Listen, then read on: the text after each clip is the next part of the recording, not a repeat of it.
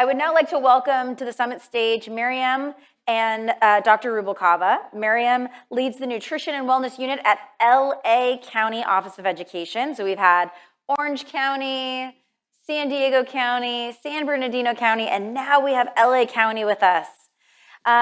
Miriam is dedicated to expanding support for local education agencies and schools in LA County to foster healthy school communities. Miriam has been appointed as a consultant member of the California Child Nutrition Advisory Council, which provides proactive leadership to enhance health and nutrition education for California's youth. Dr. Rubalcava has served as an educator for 28 years as a teacher's assistant, teacher, assistant principal, assistant superintendent of human resources, and is currently the superintendent for Los Nietos School District. Dr. Rubalcava has served as an adjunct professor at the University of Laverne and as a consultant and speaker for many school districts and organizations across the country, including the U.S. Office for Civil Rights, the California Department of Justice, and Departments of Education. Please help me in welcoming Miriam and Dr. Rubalcava. Thank you.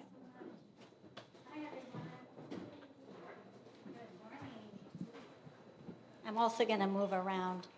And I know 120 seconds of wellness is not enough, so I welcome you all to please stand and continue to do some light stretches and even walk in place if you need to. It's going to be a long day. We're going to be in this room all day together, and we've been sitting all day. So please feel free to move around and do some light stretches or walk in place. So thank you again. This is such a wonderful opportunity to be with all of you today. My name is Mariam Shayak. We gave you another difficult last name after Doreen.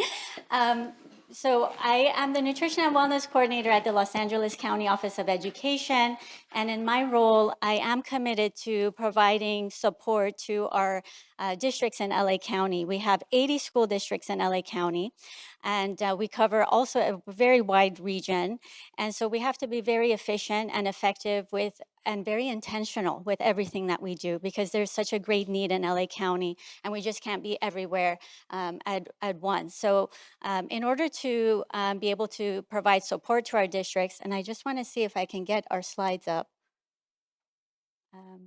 Yes, oh, they're pulling it up.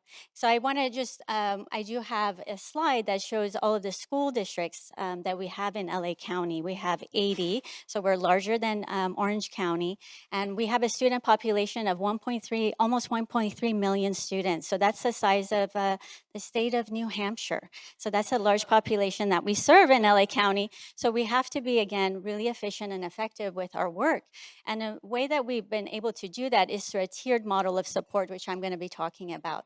And I'm so excited that we have Dr. Rubalcava here with us, and you're going to be thrilled to hear that a superintendent is actually leading wellness efforts in their district. This is unheard of. But I am here representing our small team in our Nutrition and Wellness Unit. Our Nutrition and Wellness Unit is housed in the Division of Curriculum Instructional Services, and I have my director here, Jessica Conkle, who is our Director of Curriculum Instructional Services, and we're so grateful for her support that allows us to do this work. So through the various partnerships that we have with different funding agencies, it has allowed us to expand the support that we offer to our school districts. So the funding that we bring in has allowed us to hire 2 full-time nutrition and wellness specialists. Rathney Min supports our day-to-day technical assistance support to our districts that are funded through the Thriving Schools Project that Doreen and Kat talked about. And we were recently funded directly from the USDA. I'm so glad Doreen talked about the evolution of nutrition education funding over the years, because LA County Office of Ed is only one of 2 LEAs in the entire nation to now be a direct recipient of USDA funding, which we're so excited about. We have been funded directly from the California Department of Public Health. We've been funded directly from our local health department. And now we have this unique opportunity to receive that funding directly from the USDA. So they get to hear directly from us in terms of the challenges that we have on the ground. So I welcome you to connect with me, share your challenges with me. I'm an advocate for our nutrition services director specifically, because we know you've been doing this work for so long on your own, without support, without these additional funding. So your work is so important, and we want to make sure that you're seen and heard as well. So if we can be an advocate to raise your voice voice to a higher level, please do connect with me. And then we are so grateful that we have a nationally board certified teacher on our team. Matt Bassett is our physical education specialist, and he's been supporting our wellness efforts as well. We do have a professional expert, and we're currently recruiting for an additional professional expert position just to have a dedicated focus on staff wellness. So again, this is our LA County profile. I mentioned we have 80 school districts, and there's a high level of need in LA County. As you can see from the bottom, 7 out of 10 students are considered to be at a low socioeconomic status. So there's high need LA County, and with our small team of 4 or 5 individuals, there's no way that we could address the great need in the county. We have the highest population of students experiencing homelessness. This is not a bragging point, but we have dire need in LA County. So we really want to be intentional in terms of the support that we provide to our school districts. And Farah spoke to the WISC model. I know Doreen and Kat also follow this framework. It's very important for us to have a comprehensive and collaborative approach, considering the resources and really maximizing and leveraging those relationships, those partnerships that we have throughout the county. Dairy Council with the California Local School Wellness Policy Collaborative as well. So really ensuring that we have this collaborative approach, and we use this as our framework in all the work that we do. And so I mentioned, I mentioned that we do have a few grant-funded initiatives. So with our Thriving Schools, that's funded through Kaiser, and that allows us to serve these 8 districts in LA County. And each of these districts, we focus on a minimum of 4 school sites that are go through that same process, that extensive process that Kat talked about earlier, in terms of identifying what their wellness priorities are and developing an action plan so it can increase the transparency and accountability to the work that we do together. And with our team nutrition funding, this direct funding that we receive from the USDA, we know there's great need in LA County, and we established this tiered model of support where we identified 41 school districts in LA County that have 60% or more of their 60% or more of students that qualify for free and reduced price meals, and we provide more universal supports to those districts so they get to participate in professional learning opportunities that we offer through LACO. And then we have select school districts, including our LACO sites, that receive that intensive customized support that is attached to direct staffing support and also funding that we receive. And Kat mentioned that they offer mini grants through their Thriving Schools project. We also offer up to $10,500 for each of our school districts to engage in this work. And so our focus, our priority areas is, of course, employee wellness. With our team nutrition, it allows us to have a dedicated focus on wellness policy expansion and implementation. And I'm going to share about a 4-part series that we developed this year. And also nutrition education and promotion, providing resources to our nutrition services directors in collaboration with the other areas of the whole school, whole community, whole child model to make sure that it's all integrated and it's very collaborative. So Kat mentioned the Thriving Schools Integrated Assessment, and we also use this evidence-based tool for identifying priorities at the local level. And so since in Orange County, they have a dedicated to staff wellness, since we're also dating some new districts, we want to give them some options. So we let them know that in addition to staff well-being as one of your priority areas, you get to choose from any of these other 13 topics. So guess what other topic they decide to focus on? Anyone want to take a guess? Well, staff well-being is given. They don't have a choice. Staff well-being is going to be an established priority area that we're going to be focused on. And when we give them an option to choose among the other topics, it's local school wellness policies. So so we all know local school wellness policies are an unfunded mandate. Yay, right? So they're all, our nutrition services directors, our wellness leaders are always looking for an opportunity to find out how they can address the need of, their wellness committees and really make it more expansive, inclusive. So we do end up just focusing on wellness policies in addition to our staff well-being. And Kat already talked about this 6-step process, a systems change approach that also Farah was alluding to earlier. This is really important in terms of standardizing this whole process and streamlining it. So we, again, trying to be very effective and intentional with what we do. And we do guide our districts through this 6-step process to make sure that we're establishing that buy-in and support that is so critical up front. So I think I shared earlier during the coffee talk time that when our districts reach out and ask for wellness policy support, we don't just meet, behind closed doors with the nutrition services director. We say, can we have a curriculum instructional lead at that meeting? Can we get your student support services director? Can we get your superintendent to join that discussion? And so this is a rarity that we have a superintendent, but this is as a result of these discussions that have this, planning and discussions that have taken place, recognizing how important it is to establish that support up front. And have that accountability and transparency that is required to do this work. And so project alignments, I think, you've heard earlier about how important it is to integrate this work so it's not a siloed approach. And so we do look at the LCFF priorities, and family and community engagement is an important priority for all of our districts. And what a great opportunity to demonstrate how nutrition and wellness supports can support LCFF and other state and local priorities. And of course, all the other initiatives that you're all familiar with.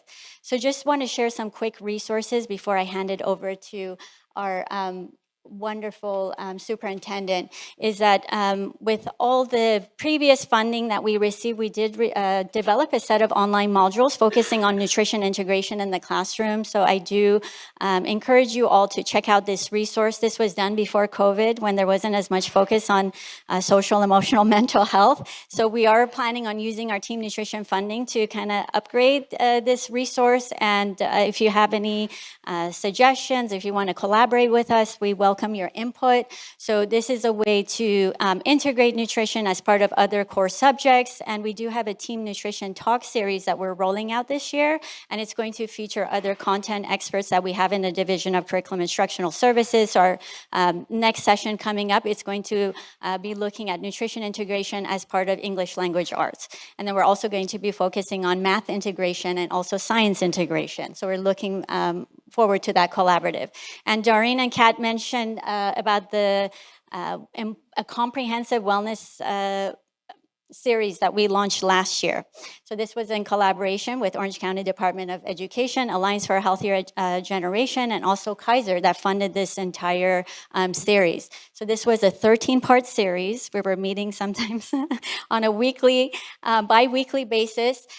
So what we've done, we've taken the content from this series that we developed last year, and we are going to be turning them into an online module that you all can access, incorporate as part of your staff well-being efforts or in other settings.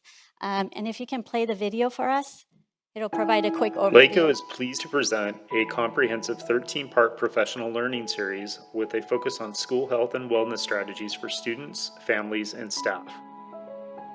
This series features local, state, and national content experts covering various areas of whole school, whole community, and whole child model, such as Physical Education and Physical Activity by Allison Reeds from OCDE, Matthew Bassett from LACO, and Sean Brock from AHG. Social and Emotional Health by Madeline Morich from AHG, Rathne Min from LACO, and Carrie Ann Ortiz from Lenox School District. Nutrition and Food Access by Ivy Warrenthorne from LACO. Wellness Policies and Practices by Kat Satterley from OCDE. Family and Community Engagement by Isabel Kashani Lara from AHG and Janice Price from OCDE. Each session in this series is divided into short, actionable video segments designed for seamless integration into staff meetings, wellness events, and professional learning sessions. These sessions serve as practical resources for LEA staff and school partners to promote the implementation of effective health and wellness strategies in our school communities. For additional information, scan the QR code on the screen or please contact LACO's Nutrition and Wellness Unit at nutritionandwellness@laco.edu.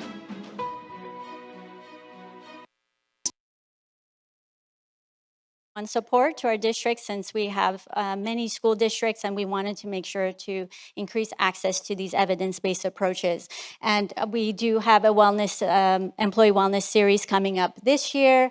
And just quickly, sharing with you for our tier 2 districts that are receiving that direct support and funding from us, they get to choose from a variety of staff wellness workshops that they can request through our Thriving Schools nutrition and wellness specialists.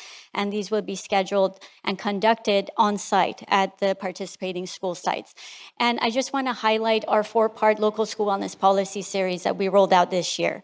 And this is, again, for our tier 1 districts that are not receiving any direct funding and support. We're inviting all of our eligible school districts to attend this 4-part series as a way to build a coalition and also provide that standardized support in helping them to complete their triennial assessment. And we are using the collaborative's triennial assessment template that they came up with, and we're walking them through. But what's unique about this opportunity is that we're asking them to bring district teams to LACO. We do dedicate the full day for them to be on site with us at LACO, and we dedicate the afternoon for them to meet in their district teams so they can conduct their wellness committee meetings in the afternoon on their own while there is, expert guidance and support available to them. And so, again, our county office's model of support are really, the strength lies in coalition building and advocacy and support, and that's what we do, and sharing resources, improving access to those evidence-based strategies and resources that are so effective in transforming, those changes that we want to see. And so I have the pleasure of working with one of the most effective wellness leaders that I've got a chance to work with. Dr. Rubalcaba is the superintendent of Los Nietos School District.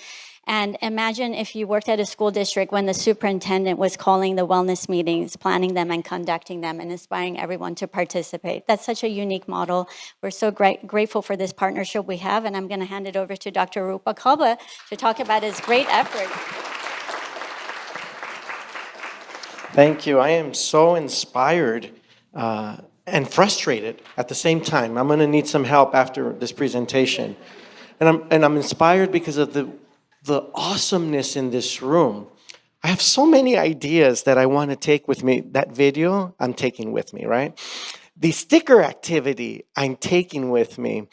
And some of the resources, bless you. I do feel like I needed a walk-up song, though. Maybe that's something we can do, right? Like a walk-up song to show why we chose that song. I'm frustrated because this room should be filled with superintendents and district leaders that want to lead this work, and it's not. That needs to change, and I'm committed, personally committed, to making sure that happens. And I've been very blessed in my career, starting as a student. We all have a story, and I really appreciated Dr. Salcido sharing her story. My story was I grew up in East LA, a very tough community with a lot of gang violence and the such. I went to Garfield High School, the whole stand and deliver, Oscar de la Hoya. Him and I got into a scuffle. He doesn't talk about it. I'm just kidding. He's a great guy. But I had some really positive influences in my life. And then I had some not so positive influences in my life, including people who worked at the school, who judged me because of East LA, said, "Oh, you're a gang member, aren't you? You'll be dead by the time you're 16. Well, because of the positive people in my life, I went back to be a teacher's assistant at my alma mater, Garfield High, a teacher, a dean, and then an administrator, and became that person's boss.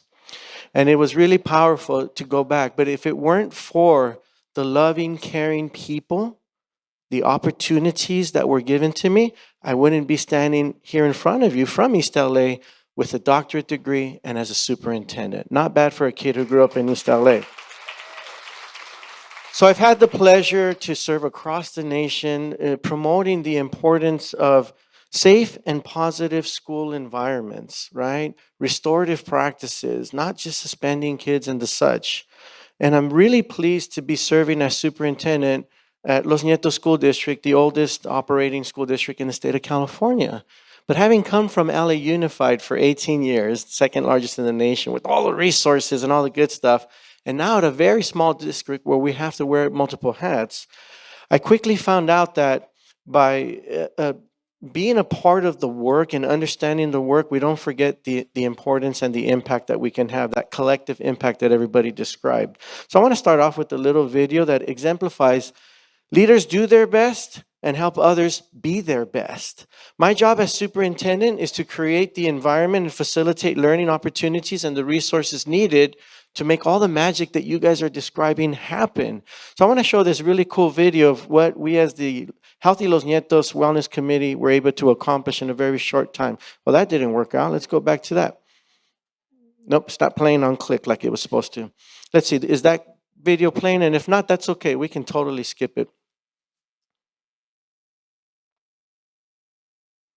There we go, I think. I don't have the fancy videos. This was an iPhone, sorry.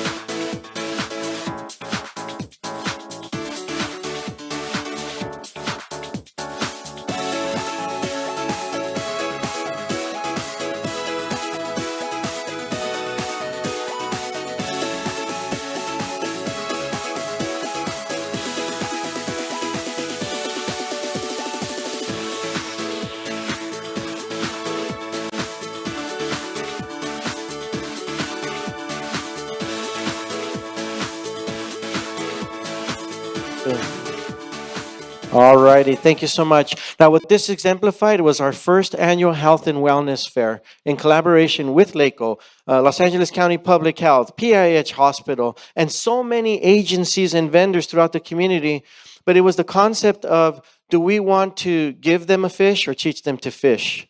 So what you saw was health education for parents, demonstrations on cooking healthy recipes, promoting movement as a family, access to immunizations through public health, donating blood if you wanted to donate. And this was all a concerted effort through one of the smallest school districts in the state of California, right? Tiny little district. We didn't do it alone. We did it with so many partnerships. Now there's excitement about making the next one even bigger and better. And how do we do this throughout the year? And you're going to see what we're doing. Let's try clicking again. Technical difficulties. Not sure what. There we go. Okay. So what we're doing is we used the wellness policy through nutrition services as a vehicle to say, how do we focus on wellness for the whole child? And when I heard that, oh, well, this is usually just a director of nutrition services kind of gig, I said, oh, no, that's not going to happen. No, I want to be personally involved because this topic has to be at the top of the agenda, not at the bottom. Because culture and climate eat strategy, curriculum, and everything else for a healthy breakfast, right? It's true. The learning cannot happen if all the other components of safety, wellness, getting rid of obstacles takes place. So we use it as a platform to partner up with nutrition services and promote all these wonderful things. So I sat as superintendent with my students when I first became superintendent, and I said, hey, what do you guys want me to focus on in making things better at school? And the first thing they said, the food. So our amazing nutrition services team under the leadership of our director brought in, of course, the scratch cooking, the salad bars, the fresh fruit, but also brought in cultural items, not sushi yet, but pupusas and other related items to our community that we serve, beyond just, not everybody's Mexican. I'm Mexican, right? But not everybody's Mexican and Latino. So how do we engage some of the other countries? So we're doing that. And so there's a lot of wonderful stuff. Our participation rate is off the charts to the point where nutrition services is in the black, not in the red, generating revenue, right? So we're able to do more things such as training for the staff. Look at how happy our employees look making pupusas from scratch, right? A lot of cool stuff. Once again, it takes a village. And a small school district has to depend on its county office of ed because we don't have the resources of a big district. But shouldn't it be like that anyway, right? So all these partners and then some all believe wellness matters. So if wellness matters that much, why are we not coming together more often? So that's what we do. We meet once a month at the school district office. And this group, the Healthy Los Nietos Wellness Committee, keeps growing. Like, I don't have a big enough space anymore, right? So I want to be a part of it. I want to be great. One of our partners from PIH was so impressed when she walked away. She's like, "Hey, I have $5,000 to donate. Are you interested?" I said, "Let me get back to you on that." Yeah, right. Once again, going back to education, it's one thing. I really appreciated Dr. Salcido's story, right? It's so true. At school is where you get the food, the interactions, the opportunities. But that shouldn't be the case. Parents are the first and most important teacher in a child's life. And the home should just be an extension of school and school an extension of the home. And it has to be a partnership. So then we need to educate our parents and help them understand the work. We need to build the capacity of our students so that they can make those healthy choices from digital citizenship to what they eat to who their peers are and so on. We need to make sure that we eliminate any barriers so that our children get an education beyond the classroom. Test scores do not define our children. Test scores do not define our children. They learn as much from outdoor activities. These are my kids in canoes. At camp, archery. This is my staff who are like, I want to go and be a chaperone. These are my kids up like way too high. I was nervous, right? Risk management was not happy with me. These kids in a very low socioeconomic status community like I grew up in get to go to camp for free. Get to go to Catalina Island for free. Get to go to Washington, D.C. for free. No fundraising, no selling chocolates, nothing. Nothing. Why? Money should not be a barrier to opportunities like this. It should not be a barrier. But in the past, we have to fundraise. No, our families don't have time. They're too busy working. We don't have money to buy the expensive popcorn. Sorry, it's good, but it's expensive. Our kids are engaging in things like family math night. These are kids at New Balance designing their own shoes. Designing, like coloring them and making cool stuff. My family, we're all martial artists. I'm a black belt. My wife's a black belt. My kids are black belts. For the record, I am not dating anyone I work with or any partners. If my wife were to see this, it would not end well for me. She is a black belt. So I'm not dating anyone. But the martial arts has taught my children, my wife, myself, the importance of respect, of discipline, of confidence, physical activity. So my students are training with the Scorpion from Mortal Kombat. Batman stunt double when George Clooney was Batman. They get to train with the 10th degree black belt at no cost. The gi's included, everything's included. Why? Because we love our students and we want to give them opportunities.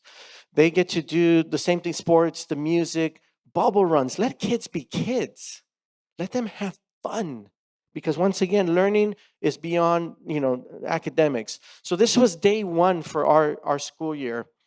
We gave kids classes. We rolled out the red carpet. Parents walked with their kids into the classroom. Today is your first day of success.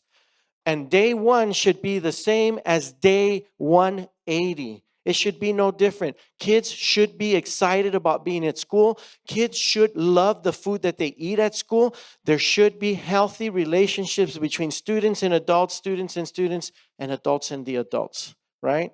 So once again, giving students a voice. Now we have a 5-member board in Los Nietos, and guess who sits on that 6-member board now? An 8th grader. an 8th grader has the voice. Now, I know it happens in high school. We decided if students' voice matters, then give them an actual platform. They sit on the dais. They are sworn in like any other board member at the 8th grade level. Isn't that cool? Meeting the needs of food insecurity, we decided to create a foundation, Los Nietos Educational Foundation, and we're able to provide food for families. We decided to partner up with the Boys and Girls Club to provide before school care and after school care from 7 a.m. to 6 p.m. childcare at no cost to families so that they can work and our kids can have a safe place to be. We decided to partner up, thanks to LACO, Hazel Health, free telehealth therapy for every student, regardless of immigration status, insurance doesn't matter, at school or at home. And now it's been expanded to what's called telehealth, so they can meet with a medical practitioner at no cost. It's free, thanks to the partnership. Because of a partnership with California Consulting, this is not a commercial, we were able to raise $4 million in grants in 1 year. Talk about a good return on your investment, right? Through the Arts Ed Collective, we just happen to have a commissioner that lives in our community. And I went to her restaurant. I'm like, hey, you're an arts commissioner? Oh, well, let's connect. Now we've been able to hire another art teacher and 4 new music teachers, because you know what music and the arts does for kids. Budget shouldn't be a problem. We wrote a grant for $3.5 million and got it. It's amazing, right? The things you can do. What are the results been? Increased engagement. Our politicians wanting to be a part of. Things like promoting kindness. We are a kindness certified school at 2 of our schools, and we are teaching empathy, teaching kids to care and the such. Why? Because greatness is accomplished by doing extraordinary things. Not by doing that, but by doing ordinary things in an extraordinary way, right? So I'm here to tell you that, to wrap up, this is all aligned to our LCAP. Show me your funding lines and I'll show you your priorities. We need to put money behind this. So whether it's general fund, LCAP, or grant funding, this needs to be supported. I'm going to turn it back. I don't know what happened to my clicker here. It's gone. There's something missing, but I'm going to turn it back to Miriam because I'm too excited. Thank you for letting me be a part of this. I 100% support the work that you do. I am so inspired. So I'll turn it back to you, I guess.